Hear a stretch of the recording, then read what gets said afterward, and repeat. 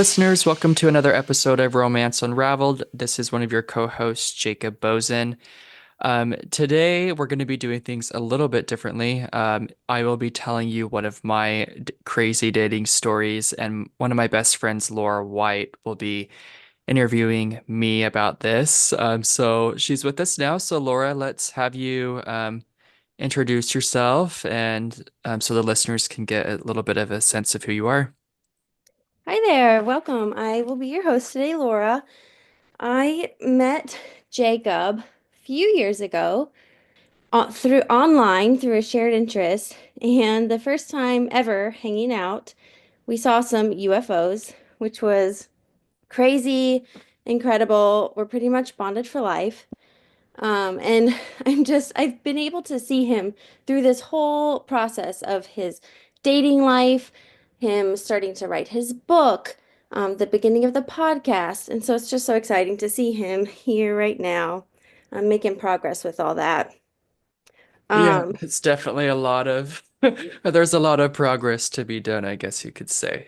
oh my gosh. And also just to note, Jacob, I don't think I've ever told you this, but since we're on the topic of like dating and everything, when I contacted you to meet up through that Facebook shared interest, I had to like really think about it because I had like just judging, I don't know if it was by your picture or if it was something you said, but I knew you were gay. And like if you had been straight, I don't think I would have done that because it's like, for any straight female listeners out there, like I'm sure you've dealt with the same thing. It's like you can't meet up with a guy for the first time and just be your nice, normal, friendly self without them like thinking that you want them to rip all your clothes off. Like it's like Right. Yeah, I know so to exactly what you have mean. him be gay was like, okay, check. And then the second thing was like, oh, he's from Utah, which might mean he's Mormon. So then maybe he'd be like nice enough that if he was straight, he wouldn't hit on me anyway. That is so funny. Or it's like a low level of hitting on people, you know? Yeah. So anyway, Okay. we met and we've been best friends ever since. And I've gotten to live vicariously through him and his dating. I've got some stories from 10 years ago or so, when I was dating before I got married, and they're pretty wild. Like it was a little different then. Like just some quick examples. One guy on the second date wanted to know if I was okay with his porn addiction. I did appreciate his honesty, but that was a no. And Yeah. I do remember getting a lot of entertainment out of the messages I got from Nature Boy 69 for you. I can't find them though. I've got to dig them up. Um, oh, there was the one who called me a hypocrite while informing me that I couldn't like God and beer at the same time.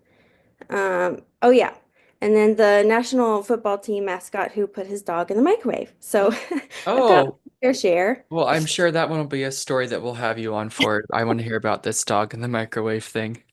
So anyway, then I've married, separated for the last year and a half. So it's been really fun, like getting to see Jacob's dating life and kind of be the sidekick there and getting to hear everything, making me simultaneously think like, oh, maybe it'll be fun to date again sometime. And thank God I am not dating right now. So It's not on super that duper note, fun. let's get into your next big story. I think it's a guy, something about chicken that's too hot. Go for it, Jacob. Correct. Yeah. So this was about almost 2 years ago, actually, on the dot almost. I actually no, almost 3 years ago, I think, something like that. And I had just broken up with a guy named, we'll call him Augusto, who I was really, really serious with. He was supposed to move out to the DC area with me, and he never did. And so our long distance kind of unraveled. And so I gave myself a 3 month break between dating him and actually putting myself back out there again. And when I decided to do it, of course, as always, I downloaded all of the dating apps and I matched with this guy who I didn't think was super cute, but he had a nice profile. And so I was like, okay, let's do this. We'll call him Jack. And Jack was the first date that I went on after breaking up with Augusto. And we had exchanged messages on Tinder for about, I would say, maybe a week to 2 weeks. Then he finally asked me out on a date. And he wanted to go to Punch Bowl Social in Ballston, here in Arlington. Laura, do you know? Have you been there before? I know of it, but I never been. Okay, so it's like this big, like 3-story bar kind of restaurant thing where they have like arcade games, like karaoke, stuff like that, like darts. It's pretty Bowling. like has social in the name for a reason. And while I was on my way there, I texted Jack and I said I'm on my way. And it was less than 10 minutes away from my old apartment. And he had messaged me probably at least 10 times, frantically asking me if I was actually on my way. And I'm like thinking the whole time, okay, this is really weird. It's giving off like very insecure vibes to me because I just told you I'm on my way and now you're freaking out and making sure that I'm on my way 10 times. So that was really weird to me. So I was like, well, whatever. I'm on my way anyway. Let's do this. So I show up at Punch Bowl Social, walk in the door at the entrance on the first level, message him, tell him that I'm there, and he's like, I'll be there in 5 minutes. So 5 minutes goes by, I don't see him, so I message him, and he says, I'm on the third floor looking for you. So I'm like, well, I'm on the first floor at the entrance. Why are you not looking for me at the entrance? It's not like I would have gone in and you know what I mean? Like it was really weird. Like it didn't make sense to me that he was going to the different floors looking for me when I was waiting at the entrance. I don't know. Maybe that's just me, but I don't think it is. After this point, he's like, come up to the third floor and find me. So I'm like, okay, whatever. I roll my eyes and I go up to the third floor and I'm looking for him. It's super loud. There's tons of people everywhere. And I cannot find him. Like, I can't. So I'm Oh, messaging him saying, where are you? Like, I'm on the third floor. Where are you at? And he's like, oh, I'm on the second floor.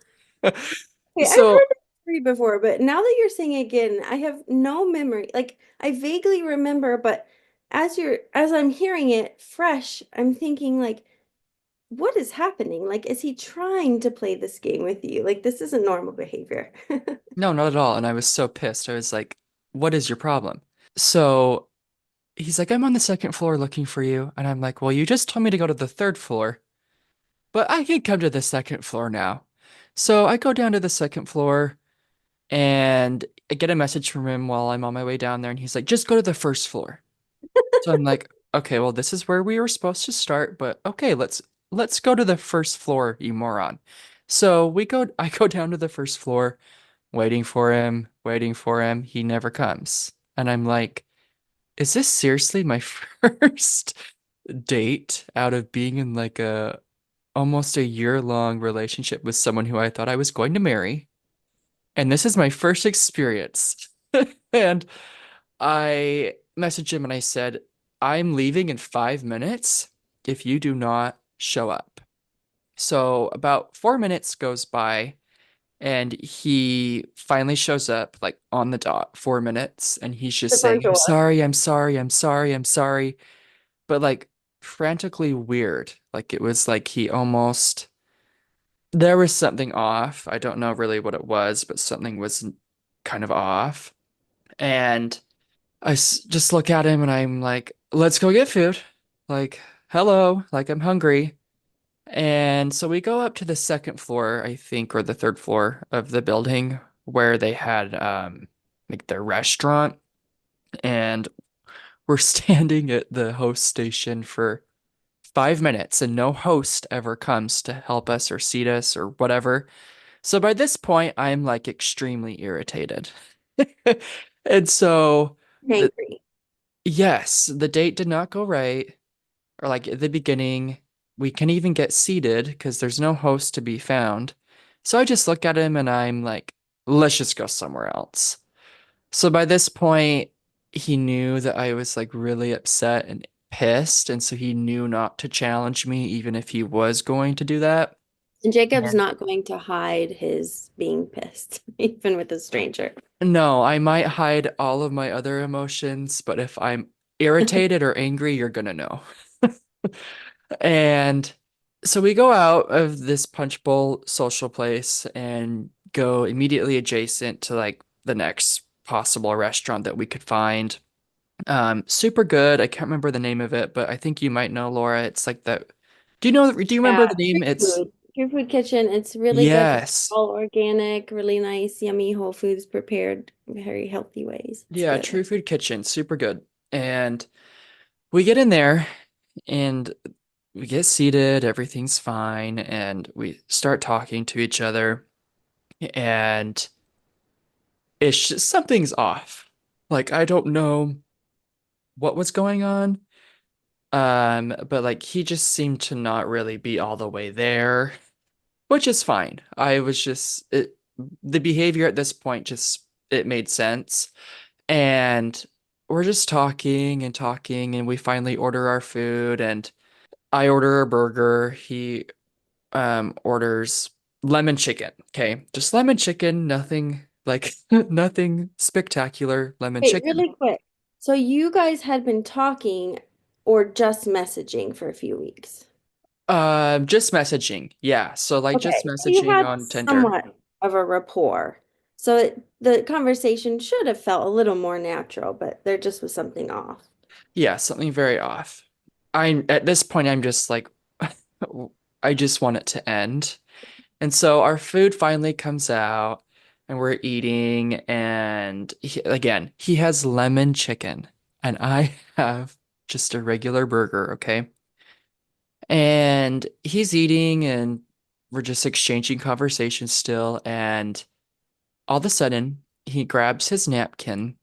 He is starts swinging back and forth in his seat. Like not just a little bit. He is like swinging back and forth. And I'm thinking, what Like is he forward, doing? backward, side to side. Yes, yes, side to side. And I'm thinking, what is he doing? So he grabs this napkin, and while he's swinging back and forth, he spits his chicken into the napkin and he screams. Like he doesn't just yell, he screams, that chicken is hot. And I am just, my eyes are like wide open, and I'm like, was he choking? What's going on? And everyone's looking at us, like after he screams, and the You just waitress feel all runs the over. heads turn. Yes, and I like sink as low into my chair as I can go because I'm thinking, what are you doing? And in the process of it all, him grabbing his napkin and everything, he knocks all of his silverware, goes on the floor. It's like that nice metal silverware. Which So makes it's like a loud. crashing sound. Yeah, it's loud. And then he screams, that chicken is hot. Okay, do like a straight up for real, don't hold back impersonation of the scream. No, I can't. Just do No, it. it'd be Do too it. loud. No, I already did. And and yeah, so the waitress runs over and she's like, is everything okay? What's going on? And he's like, the chicken is really hot. And I'm thinking, okay, it must just like be like Sounds temperature like my wise hot. 6-year-old son. What? Sounds like Bobby, my 6-year-old son, when he eats a bite that's too hot. Yeah, it could be. Yeah. And I'm like, is it temperature wise hot? Is it? It's not, it's sure as hell isn't spicy. You ordered lemon chicken, dude. Like, come on. Like, it's not spicy. But his thing was that it was spicy. And I'm Oh, thinking, no, it's not. It literally is lemon chicken. Like, what? And oh. so the waitress rushes over, comes back with water, the whole thing. And everyone's looking at us. And I'm just like super duper embarrassed at this point, and I just want to get out of there. So she brings him his water, and I like give her the eye, and she knows that I don't want to be there. And she just stares at me, waiting for me to say something to her. And I say, can you just bring me the check? And so she does. we get done like with the dinner and the process of like putting our cards in the check and splitting it. He's like, "What do you like do for fun?" And I tell him, "Oh, I play volleyball." And he says, "Oh, where do you play?" And my dumbass tells him where I play, not thinking anything of it. And he's like, "Oh, I play too." And I'm rolling my eyes thinking, "There, no, you don't." Like, no, you don't. Go. And I said, "Oh, well, what position do you play?" And he couldn't answer that question. So I'm like, "Okay, yeah, you don't play. You're just reaching for things to try to like have something in common." And so that we give our credit cards, the check comes back, we do the tip, everything, and we leave. And we're walking to my car, and he's like, "I want to come to volleyball." And right before he could finish his sentence, I said, "Well, everybody's really good," like to deter him from coming. And he said, "Oh no, I know how to play. I'm super good." And I'm like, "You don't even know what position you play. Like, we all have positions. Like, if you're not good, you shouldn't come." And you know how I feel about this, Laura. Like, I'm very, like, if you don't know how to play, don't come, you know? And he, he's, yeah, so it kind of shut down and he wasn't really like excited about coming to play because I shut it down pretty quickly. And we go home and I get a message from him about maybe 15 minutes later. And he said, "So how do you think the date went?" Okay, before I hear that answer, did he ever acknowledge in any way, shape, or form, like, hey, sorry, that was like really intense for me. I'm sure it was intense for you. Did he ever acknowledge or mention the event? No, it was just like a normal thing for him. And I was like, everyone in the restaurant is looking at us, dude. Like, this is so embarrassing. You don't need to scream that lemon chicken is hot to the world And because he it's didn't eat the not. rest of it. No, he did. He did after the lady brought him water. So it And I'm wasn't really thinking, hot. no. I'm like, there's no way that it is. It's lemon chicken. Like, what world are Okay, we you should living have in? tasted it. Well, I most certainly did the second time I went back to the restaurant. I most certainly did, and I can tell you it's not hot. And so so he so we're back to him messaging me after the date, and I say to him, I'm like, I think you're really nice, but I don't think it was really for me. Like I don't see you like that." And he says, "Oh my gosh, I totally agree. We don't have anything in common." And I'm thinking, hallelujah, like, thank God, because it's over and done with. I don't want to deal with it anymore. And so I show up to volleyball the following week and I'm warming up with my partner and I am facing the wall. So, like, behind me, there's a glass wall where people can come and watch. I'm not facing that. I'm facing the other way. And after I get like super warmed up, I turn around and there's Jack standing at the glass wall looking at me. And I had to do a double take because I was like, he is not being serious right now. And after I like blink a few times, I realize that it actually is him looking at me. He waves. I like half smile and nod. I turn back around and I'm thinking, holy shit. He showed up to volleyball. He remembered where I played, first of all. I didn't tell him what time I played at. He remembered where I played, probably looked up the times and showed up He went through to, a lot of effort to find you. yes, he took a lot of effort out to find me. I turn back around and I'm like, oh my gosh. So then about maybe 30 seconds goes by. I turn back around to see if he's still there and he's gone. And I'm like, where did he go? So I rush over to my phone and I'm like, he had to have messaged me. Like, there's no way that he's here without messaging me. Like, how weird is that? And of course, a message comes in and he said, "Hey, sorry, I had to leave because I went over to the vending machines and it didn't have any food in it, so I left." And I'm thinking, are you like Looney Tune crazy? Like, first of all, you show up to volleyball that I told you not to come to because you don't know how to play. You're not even in volleyball clothes, and you leave because they don't have food in the vending machine.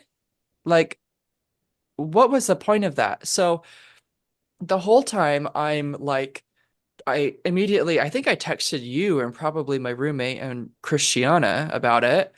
And you guys were like, this is weird. Like, make sure you watch your back when you go out into the parking lot to get into your car. So this whole time I am like nervous because thinking he could be in the parking lot waiting for me because he's psycho enough to show up to something that I told him not to show up to. And so the whole ride home after volleyball, I am like, what if he's following me home? Like, I don't want him to know where I live now. Like, this is so creepy. Just stare at the window at you. Like, what if you had never seen him? Would he have just stood there and stared? And then, it is very creepy. And you were right to be cautious going out to your car because it definitely sounds like stalker behavior. Yeah, for sure. I didn't respond to his message, of him saying that he needed to go to the home because the vending machines were out of food and blocked him. That was the end of it. Did you ever check the vending machines to see if that was even true? I did not, but I probably should have. I'm not a vending machine person at all, so I'm like, And no. that usually doesn't go with volleyball either. Vending machines. Yeah. And so I was thinking that was the end of the story. I block him and don't hear from him again. So about close to a year later, Zach and I, who does this with me as well, him and I go up to on U Street in DC to one of the gay bars, and we went to like a Valentine's singles thing because we were in relationships, and so we are like, oh, let's go find somebody at a singles event. This is the place to be. We show up, we like are mingling with people, and we get like assigned groups and everything. And who do you think shows up? Oh, wait, So how long was was this party after the volleyball incident? this was probably close to over a year. Okay. And so Jack shows up, and I'm looking at Zach, and I'm thinking, you've got to be kidding. Like, why is he here? Like, this is so weird. Not that he doesn't have, like, he has every right to be there, but it was just weird for me because it was like, you kind of stalked me, dude, and I don't want Oh. to deal with you again. So we're in the process at this Valentine's singles event, getting split up into different groups. And of course, Zach gets separated from me. And who do you think gets put into my group? How big were the groups? Probably less than five of us. They're very intimate. Yeah, so I'm like, of course he would get put into my group because why not? The universe is super duper funny that way. And the whole time, I'm literally talking to everybody else in the group but him, and he won't even look me in the eye. Like, it was the most Oh, not a bizarre. hello, nothing. No, like, he won't even look at me because he knew that I knew it was weird what had happened and that his behavior was very abnormal. And yeah, so I just didn't acknowledge him until the very end, and we just like exchanged like courtesies practically. And the Valentine's event gets over and we go home. And that night, he found me on Instagram and he messages me and he said, hey, so great to see you. If you get any pictures from the event, please send them to me. And I'm thinking, why would I get pictures from the Valentine's Day event? So like he was just like reaching for something to be able to like message me and have a reason to do so. Did he think you had pictures of him? He must have. I don't know. Like if just from the event, like if the people at the event, like organizing it, were had taken pictures of us and released them. I think that was his thinking, but I'm not really super sure because he just needed like a hook or some reason to message me, and I guess that was the reason that he could come up with. But I never responded to him, I don't think, at least. But yeah, that that is how the that chicken is hot story ends because lemon chicken just is so spicy. And I feel like because you have told this story on this podcast today, you're gonna run into him somewhere within the next week. Thank you, universe. Probably. Maybe I should tag him in the post so everyone can see. No, I wouldn't do that. That's really rude. But or maybe I'll send it to him directly and be like, you can listen to the story about yourself. But yeah, Many, many, many stories I've been fortunate enough to hear. There's so many I can't keep track of who is who. Jacob, just from his three dating life in the last 3 years in DC, could keep this podcast going until 2027, 2028. right, yeah. So whenever anyone like has to reschedule or whatever, oh, I've got a whole lineup. I could entertain everybody for at least a year. And I'm super excited to hear about the stories that will be coming in when the listeners are invited to come in and tell theirs. Yeah, yeah, for sure. And you Good never stuff. know, maybe we'll get you to come on and be one of the hosts. I really do want to hear about that, the dog in the I microwave don't thing. want to out him who he is, but yeah, that was pretty twisted um experience. It was fun.